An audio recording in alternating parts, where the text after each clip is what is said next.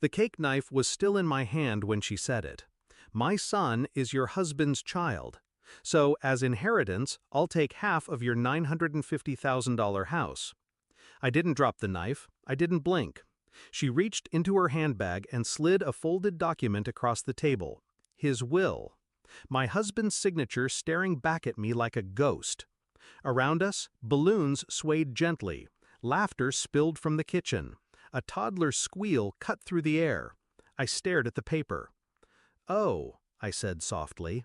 "I see." She smiled like a woman delivering justice. The truth was, my pulse stayed steady, because grief had already emptied me out. And in that emptiness, I had room for only one thing: calculation. After the funeral, I thought the worst was over. I'd buried a man I loved, or thought I did, but there had been moments, sharp, unexplainable moments, that didn't fit. The late-night phone calls he would step outside to take, the business trips that didn't line up with his calendar, the subtle way his sister avoided my eyes whenever I mentioned how much her son looked like her brother. I ignored it.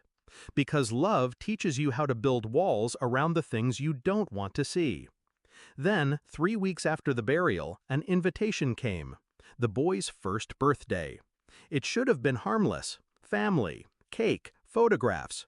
Instead, I was sitting in a living room full of helium balloons, holding a will I had never seen, listening to my dead husband's sister tell me that the child blowing spit bubbles in the corner was her brother's blood.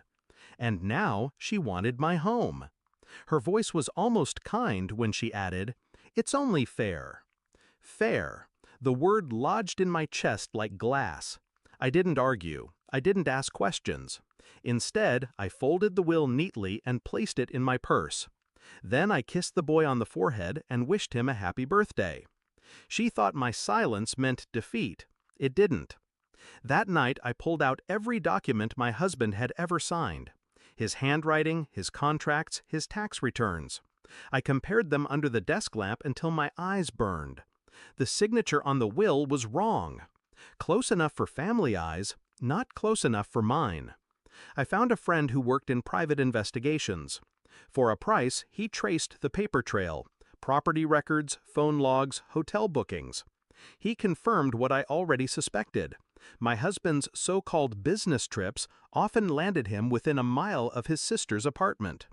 I took a strand of the boy's hair, tucked into a tissue after I picked lint from his shirt, sent it to a lab with my husband's old toothbrush. The days waiting for results were long and quiet. I moved through them like I was underwater, smiling when expected, answering questions with the calmness of a widow adjusting. Inside, the water churned. The envelope arrived on a Tuesday. I slit it open with the same knife I'd used to cut the birthday cake. Inside, numbers, percentages, a conclusion printed in black: no biological relation. The boy wasn't my husband's child, not even close. I printed every piece of evidence I had. Photos of her with another man at a roadside motel. The forensic handwriting report declaring the will a forgery. The DNA results. I put them in a plain folder. That weekend, I invited her over for tea. We sat at the kitchen table. I slid the folder toward her. She opened it. Her face drained slowly, like a tide pulling away. "You," she started. I raised a hand. "No. You'll listen." She did. I told her I'd already spoken to the police, that the forgery and attempted fraud were documented, dated, and ready for submission. I told her I hadn't pressed charges yet. Her breathing grew shallow. "You'll give me the original document," I said. "You'll sign a statement acknowledging it was false, and you'll never step onto my property again."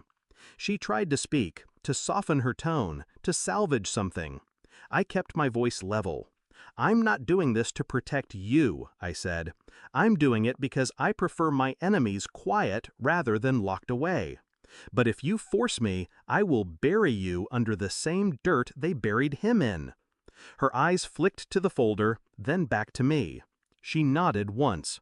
When she left, she didn't look back. The house was silent again. I poured myself a drink and sat in the armchair he used to occupy. The evening light cut across the floor in thin, sharp lines. I thought about my husband, about the years I gave him, about the sister who mistook my grief for weakness. They had both underestimated the quiet. Grief had taught me patience. Betrayal had taught me precision. Now I had both. I sipped my drink, let the ice touch my lips, and smiled faintly. Some inheritances aren't measured in money or property. Some are measured in what you're willing to take back. And I had taken everything.